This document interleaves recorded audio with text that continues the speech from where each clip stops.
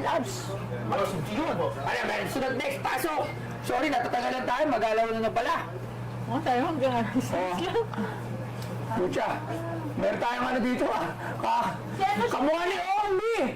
Ongbi na duwende. Trending na pala. Duwending Ongbi. Unang tayo mahanap pag-ibenta. Ano yung dalawa? Ano sa tenga mo? Wala, design lang. Karakter ko po yan. Karakter.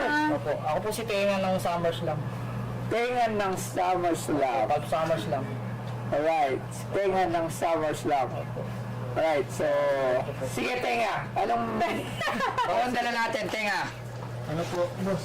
Ano po? Tenga ng, ano? SummerSlam. SummerSlam. Tenga ng SummerSlam. Pare, suot mo to pare. Suot mo to pare. Kageng-geng. SummerSlam ano yung mga bata? Apat. Magazine, SummerSlam event. Di ba tama? Opo.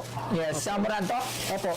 Yeah. SummerSlam is every summer event that laging ginaganap tuwing summer, tas nag-islam. SummerSlam. SummerSlam. Then, Tama? good idea.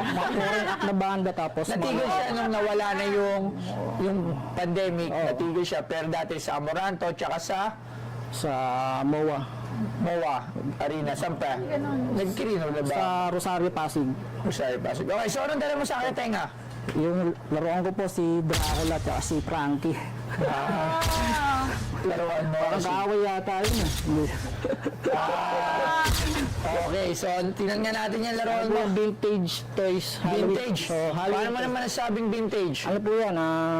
80s, 90s Halloween toys na... 80s, 90s mo dyan, dalawa, magkaibang year. Magkaibang era. Hindi, 1890s yan. Pero, Diba? ano po yan? 80s, 90s toys po yan, Halloween toys. 80s, 90s. Anong 80s, 90s? Nagulan ako sa'yo kung ano. Paper Magic Group. Kasi ano po yan, nauso po ng 80s, nauso rin po ng 90s. Okay. So yun, nadali ko na istorya mo. Opo. So 80s, 90s. Opo, Halloween toys po. Halloween toys. Okay. So, sa tingin ko, ito ay, ano to parang mga decoration, parang mga display. Opo, sinasabit po. Oh, tama. So, magkano mo naman ito binibenta? Gusto ko po din 25. 25! For two? Saan mo naman ako ng 25,000? Where did you get that idea? Kasi po to si Frankie, out of stock na po ito eh. Si Malamang out of stock na yan. Si Draco po, may nabibili pa. Si Draco may nabibili pa? bihira na rin. Out of stock na. Magkano naman lang alam mong binibili si Draco? Alam mo po, ano to eh, nasa $80 tapos $80. ito, mas mahal to eh. So, parang 85, parang ganun yung 85. So 85, so $80, so 160.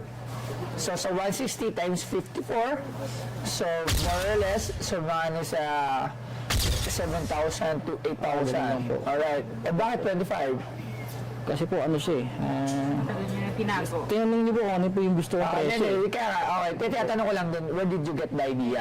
Kasi Na 25, una so- po vintage po siya, tsaka sa akin po siya eh. Okay, tama naman yun. It's your price. Kaya tinatanong ko rin lagi, where did you get the idea? So sabi mo nga, so yung selling price, mismo ikaw nakasagot ng selling price, alam mo na yung selling price. So bago lahat, tumawag muna tayo ng ating, syempre, ang ating resident toy expert, toy picker, toy, ano ba, toy seller, toy owner, ano siya, toy shop owner, toy shop ba tayo? Basta meron siya, marami siyang toys. So toy shop na walang iba, Sir Mike Pagulaya. Pasok, Sir Mike! Ay lang ang ating expert. Tinan nyo naman. Pinabahan naman ako. Hindi maghahati ng buke ng ganyan kung hindi yan expert. Tandaan nyo, oy, parehas pala sila mga bakang gupit dito. Sir Mike. Ngayon, tingnan mo, check lang natin. Gagamitin ko po sana sa magazine yan, kaya lang matigil yung mga photoshoot mo. Kaya hindi ko na siya nagamit. Pinag-display ko na lang sa kwarto. Bali ito mga idol, no? Bigyan ko lang ng konting idea. Ito, considered na parang sa mga flashy toys or mga character toys na minsan makikita mo sa mga Blue Magic, mga panahon ng Mga gangster. Not exactly Blue Magic, baka misinterpret na naman nila. So, sa Depth Store. Depth Store, Yes. mga stoppers na ganito. Ayan. Ito, galing nga siya dito. May nakalagay siya sa The Paper Magic Group. So, same as tama sinasabi ni Sir Mike na parang mga... Ito seasonal lang kasi ito nilalabas. Hindi naman pwede mong ilabas ng Christmas to. So seasonal siyang nilalabas. So sa Holy Week, pwede ba? Nagakay. Ito, wala siyang definite year. Actually, hindi abot to ng kaalaman ko bilang expert kung kailan to nilabas dahil wala nga siyang Walang marker. markings. Wala Yes. siyang marking. So, tatanong ko lang sa seller kung kailan ba ito po. Nabili. Hindi na rin niya alam na. Ano yun eh, 90s nung nakadisplay sa bahay namin yan eh. Bata pa siya. 90. Ano mo siya? Anak ng kaibigan ko. Parang mga pamangkin ko na rin. Magkasama na kayo talaga sa bahay. Nakita namin po tayo sa sa Alin. Sa Alimat. Yung ano? Event sa GNB. Ay, ba't wala siya sa Angelo? Opo. Alam na kayo na. Opo. Picture na po. Seasonal ano pala yun. So, base sa kwento mo, siyempre kwento mo yun. Pero ito yung sa akin eh. I stand yung sasabihin ko ngayon na itong mga ganito is continuous reproduction naman yung mga ganito eh. Lalo na yung mga nagiging fast moving. Pero sa totoo lang, medyo yung mukha naman nila nahahawik naman sa mga vintage toys dati. So ang hindi lang natin alam, kung meron talaga sana siyang markings, mapapatunayan natin na from the 80s or 90s na sinasabi nyo. Kasi ito, upon my research, hindi siya lumabas, hindi ko nakita. Okay, sa ngayon. Nakita ko sa eBay siya, binibenta siya. Meron sa eBay. Meron sa eBay. Ano ang pangalan ng ano? Paper Magic. Ito, search mo to. Dracula. The Paper Magic Group. Meron sa eBay, nakita ko siya.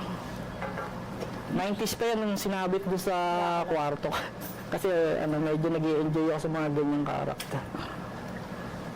Check ko lang mga soba. Ayan. Ito, 1990 years. Halloween siya. Kung nga mga $50, ayun, $50. Pero alam ko mas mahal si Frankie kasi wala na siyang ano. Ayun, may Frankie. Oo. Meron pa pala siya ng isa pa, yung may ano. Wala kang yung witch. Hindi mo siya nabot. Ayun, stock $78. Yes. Vintage. Meron yan, may mga Alright, meron. year 2000. So Sir Mike, sabi mo nga, hindi ka familiar dito sa toy na to. Pero what do you think? Kasi as a toy picker, as a toy collector, magkano ikaw? Kung ako ang magpe-presyo nito, base do sa ano ng seller, siguro bibigyan ko ng makatarungang presyo ito na 2,000 isa. Okay. Thank you. Thank you, Sir Mike. Salamat. Thank you po. Okay. Okay. So 25,000, di ba? Katulad nga ng sinabi mo, Wala yung 5. hindi, katulad nga ng sinabi mo, sa price sa Google, $78, $50, good condition. So, eventually, parang mga $100 na siya bought as a good condition. Dito medyo madami na siyang mga discolorations. Siyempre, sa tagal na rin ng toy at mukhang nilalaro mo rin to. Ano po, nahangin. Yes, oo. So, Nahangin. kaya nga marami na rin siyang Opo. mga breakage tsaka mga discoloration na. Pero mas nakakatakot nga pag Pero kasi, gusto yan ni Mrs. Uy, salamat po. Pero syempre not the amount that hinihingi mo kasi very much impossible yun. Kasi sa eBay nga gano'n, still on stock. So it means hindi siya ganun kabili. Kasi hindi mo malalaman yan. At marami din pala. So, magkano tawad mo yun? Selling price baka 2,000. That's the selling price. Each. So, kala ng 4,000 selling price. So, if I will sell it for 4,000, love binili ko sa'yo, wala na, okay tayo. Eh, kung para naman po kay Macy's, sige po. Hindi lang, wala pa kasi surprise. Sorry na. Okay, sige, hindi na kami tatawad. Yes. Kung sinabi ni Sir Mike, 4,000 okay ba sa inyo? Okay na po. Kasi parang gusto naman po ng... Hindi, gusto niya lang talaga. Okay. Actually, sana magpapas ako, pero binulungan na niya ako rin na, gusto ko yun. So, Yes. gusto niya daw, yeah. Si Halloween, wala pa kami pangalan. Yes, yeah. Cute kaya siya. Yes. Alam, ikit ka. So, yun, sige, 4,000. Maraming salamat, sir. So, punta na lang kayo sa office para sa mga paperworks. Boss, may isang item pa ako. Ano pa yan? Boss.